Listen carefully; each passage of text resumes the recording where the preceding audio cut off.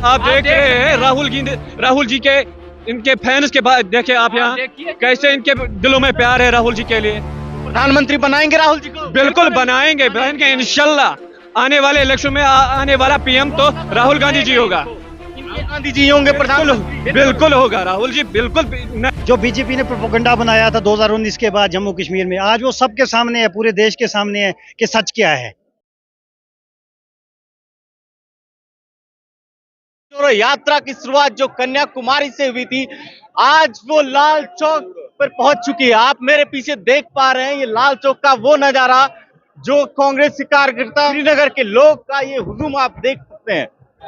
Sir देखिए, राहुल जी यहाँ पे आए, वो एक संदेश लेके आए थे कि भाईचारा का, जो हमारे देश में पिछले 8 साल से हिंदू मुस्लिम के आपस में जो लड़ाई उठाने की कोशिश करी है भाजपा, उस चीज़ को रद्द करने के लिए ये यात्रा निकली है। और ये एक सफल यात्रा रही है। पहली बार जम्मू एंड कश्मीर की हिस्ट्री में भी लिखा जाएगा कि राहुल जी वहाँ से पैदल आके अपनी यात्रा एंड हुई उनकी लाल चौक के घंटाघर के तवारीखी घंटाघर पे।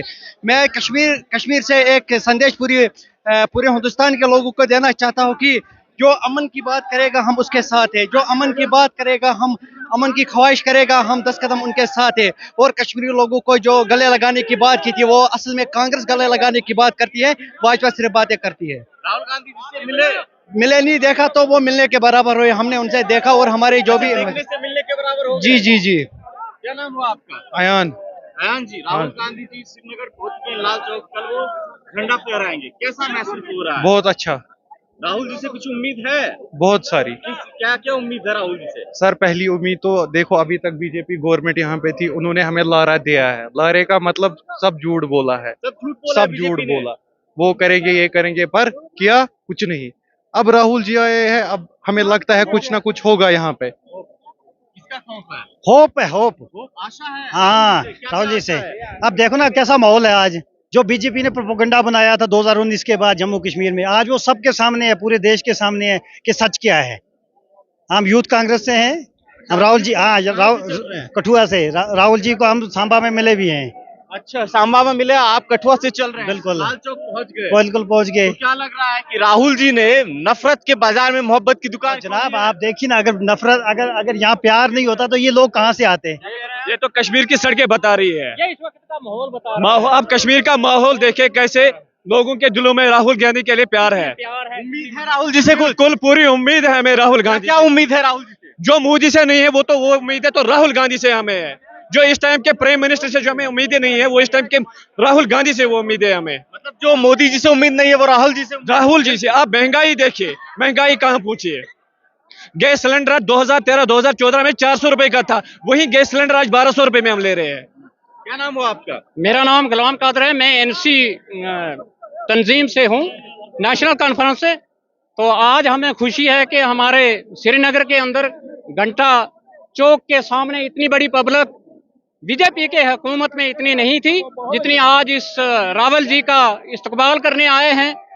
मैं राहुल जी को तहे दिल से मुबारकबाद देना चाहता हूँ, रजौरी की आवाम, पुंछ की आवाम से, पूरे जम्मू कश्मीर की आवाम से, कि हम राहुल जी से हम सबको प्यार है, पूरे हिंदुस्तान को प्यार है।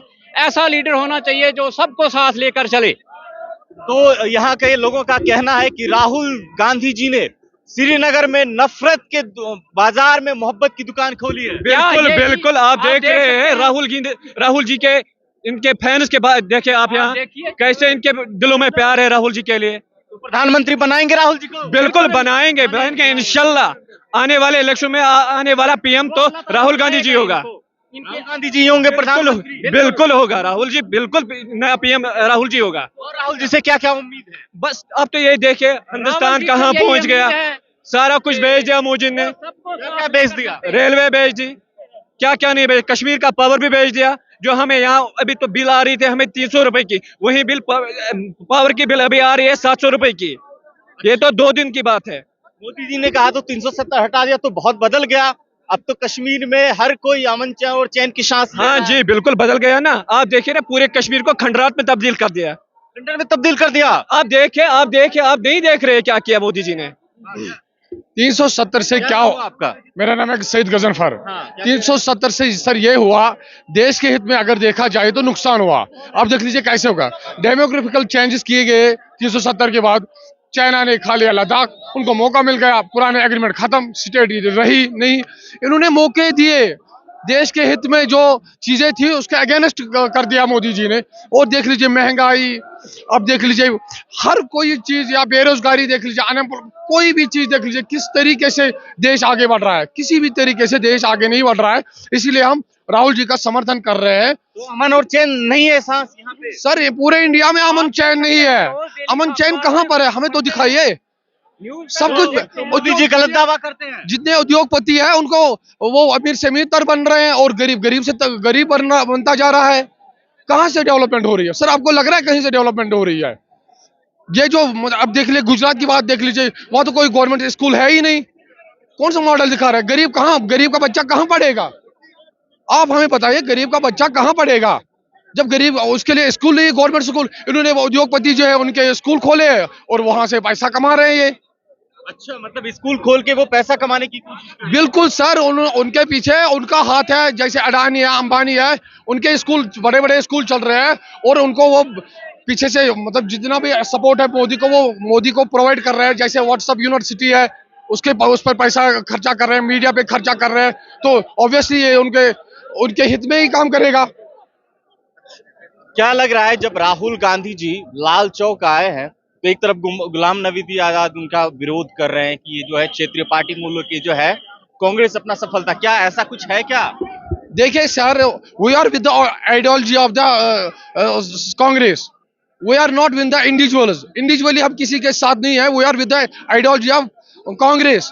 जहां पर कोई बंदा भटकेगा हम उसको छोड़ देंगे। बिकॉज हिंदू मुस्लिम सिख ईसाई आपस में है भाई भाई, और यही नारा है कांग्रेस का। और आज ये जोड़ने की जो बात हो रही है, मोहब्बत की, हिंदू हो, मुस्लिम हो, सिख हो, ईसाई हो, और सब मिलकर रहेंगे, हम भाई भाई है। अब मुझे एक चीज बताइए, 2008-2009 में मनमोहन सिंह ने ये बात की कि यहाँ पर हम पंडितों को लाएंगे, हमारे भाइयों को लाएंगे, और उस पर जो सेपरेटिस्ट थे उनके साथ एक डिप्लोमेटिक बात हुई थी, उन्होंने पेपर के थ्रू उनको वेलकम किया, you are our brothers, you are most welcome. और 2019 में जब 370 तोड़ा इन्होंने, तो उससे क्या हुआ? उससे ये बात हुई सर, तो उससे आज पंडितों को मारा जा, हमारे भाइयों को मारा जा रहा है, सिखों को मारा जा, मुसलमानों को टारगेट किलिंग हो रही है 2019 के बाद, 370 के बाद। कौन किसको पूछेगा?